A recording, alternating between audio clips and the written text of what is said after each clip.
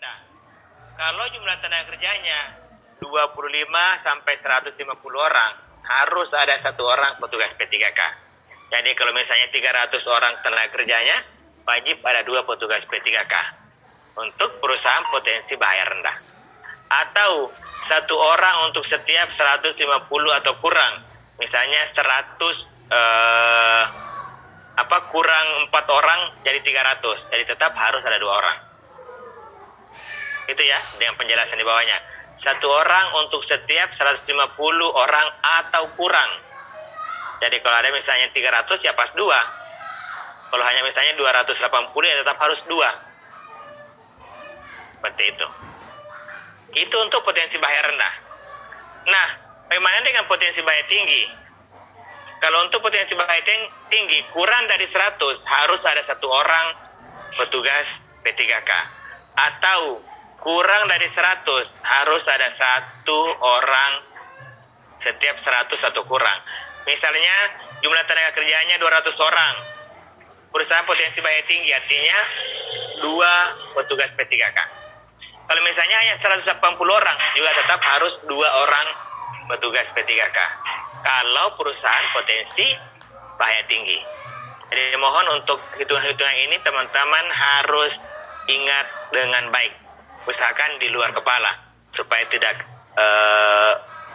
kesusahan menghitung pemenuhan petugas P3K di lingkup perusahaan. Terganti di layar teman-teman? Budillah, terganti ya? Oke. Nah di ayat berikutnya bahwa petugas P3K selain jumlahnya diatur, posisinya juga demikian. Pertama, unit kerja berjarak 500 meter. Kedua, pada setiap lantai yang berbeda. Kalau misalnya di perusahaan ada 20 lantai, disesuaikan lagi di lantai 2 misalnya berapa orang nih tenaga kerja di sana. Di lantai 2 itu potensi bahaya tinggi atau potensi bahaya rendah? Kemudian lihat, oh sekian tenaga kerjanya, artinya di lantai 2 itu harus sekian petugas P3K-nya. Selain jumlah lantai yang berbeda, juga untuk shift kerja yang berbeda. Shift 1, shift 2, shift 3. Lagi-lagi sandarannya adalah di shift 1 misalnya berapa orang tenaga kerja. Yang bekerja itu potensi bahaya tinggi, potensi bahaya rendah. Itulah yang menjadi standar pemenuhan petugas P3K di perusahaan berdasarkan jaraknya, lantai yang bekerja berbeda, kemudian shift kerja yang berbeda-beda di lingkup perusahaan.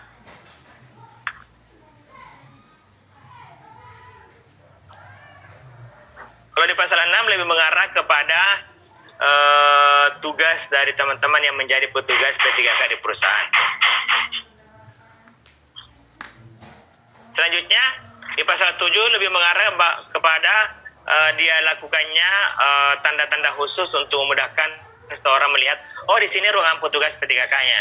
Jadi tenaga kerja yang dalam keadaan panik sekalipun karena terbiasa melihat tanda-tanda tersebut, dengan mudah mengakses ruangan P3K di perusahaan kalau terjadi kecelakaan kerja dalam hal ini.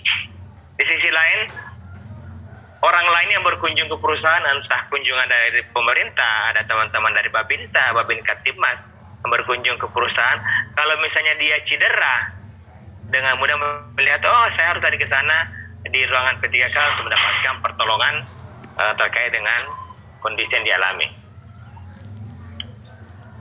Pasal 8 ini lebih mengarah kepada fasilitas mulai dari ruangannya, kotak P3K-nya dengan isi, kemudian alat evakuasi dan alat transportasi. Kemudian fasilitas tambahan yang mengarah ke potensi bahaya khusus yang memang ada di perusahaan, APD khusus disesuaikan dengan potensi bahaya apa yang ada di perusahaan. Peralatan yang lain, ini teman-teman bisa lihat bahwa alat untuk basuh tubuh, shower, pembilasan mata kalau misalnya memang dibutuhkan pembilasan mata ketika ada jenis pertolongan yang membutuhkan hal tersebut.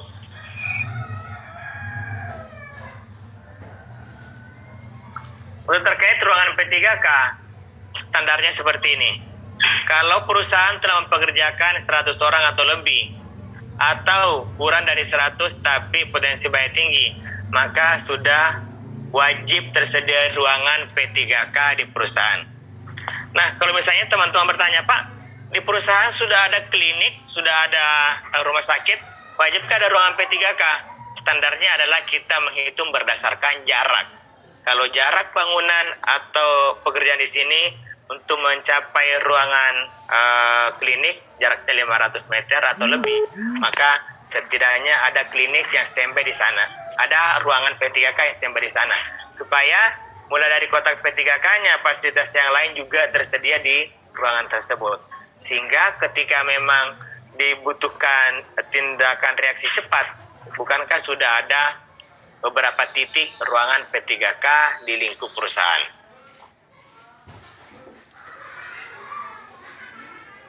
Beberapa syarat yang lainnya harus teman-teman perhatikan ketika ingin membangun ruangan P3K: dekat dengan toilet, juga jalan keluar mudah dijangkau, kemudian dekat dengan tempat parkiran. Syarat-syarat ini kemudian menjadi syarat yang penting agar kiranya ada tenaga kerja yang butuh dievakuasi keluar dari lingkup perusahaan telah disiapkan bahwa mudah aksesnya untuk membawa tenaga kerja tersebut menuju fasilitas kesehatan terdekat. Persyaratan tambahan lain untuk ruang tunggu di ruangan P3K ketika memang dibutuhkan. Kemudian pasal 11 lebih kepada alat transportasi dan evakuasi tambahan mulai dari tandu, mobil ambulans. Di sini jangan dipaksakan. Di perusahaan tiba-tiba, Pak, saya dengar kemarin di pasal 11 Permen 15 tahun 2008 wajib ada ambulans nih.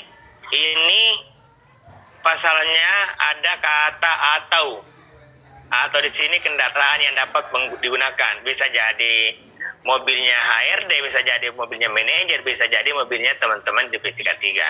Sehingga poin pentingnya dalam pasal 11 ini, kalau memang tenaga kerja butuh mendapatkan penanganan kesehatan lebih lanjut, harus segera dirujuk ke klinik atau rumah sakit yang sudah ada MOU dengan pihak perusahaan. Isi kotak P3K seperti ini teman-teman, mulai dari angka 1 KASA sampai dengan 221 daftar isi kotak. Inilah yang harus ada pada kotak P3K. Kemudian jenis kotak P3K ada 3. Kenapa dibagi demikian? Hanya untuk memudahkan teman-teman pemenuhan kotak P3K di perusahaan. Jadi kalau jumlah tenaga kerjanya misalnya di perusahaan hanya 50 orang, dengan membeli 1 kotak B itu sudah cukup, atau membeli 2 kotak A itu sudah cukup. Jadi kotak A untuk 25 orang tenaga kerja atau kurang, untuk kotak B 50 orang tenaga kerja atau kurang, kemudian kotak C 100 tenaga kerja atau kurang. Pun demikian, kalau misalnya teman-teman di perusahaan ahli K3 umum nih, mau buat RAB, mau beli kotak P3K misalnya, ya teman-teman sudah bisa ramu, oh untuk kotak C sekian banyak yang saya butuhkan, oh kotak B sekian, karena jumlah tenaga kerja di perusahaan jumlahnya misalnya sekitar 2.000-an. Bisa akan dihitung-hitung, oh jenis kotak ini yang saya mau pakai, kotak B misalnya sekian banyak, kotak C sekian banyak, kotak A sekian banyak, supaya pemenuhan di masing-masing divisi di lingkungan perusahaan tersebut. Untuk hitungan lebih sederhananya bahwa 1 kotak B itu setara dengan 2 kotak A, sedangkan 1 kotak C setara dengan 2 kotak B, supaya lebih memudahkan dalam hal proses pemenuhan kotak P3K yang dibutuhkan di perusahaan. Supaya kalau bagian keuangan bertanya, Bu Rila, kenapa banyak sekali kotak P3K yang mau dibeli? Sampaikan bahwa regulasinya diatur dalam Permenaker Trans nomor 15 tahun 2008. Berdasarkan jumlah tenaga kerja, kemudian potensi bahaya apa di perusahaan teman-teman. Kita masuk di Kepdirjen 53 tahun 2009, ini tentang pelatihan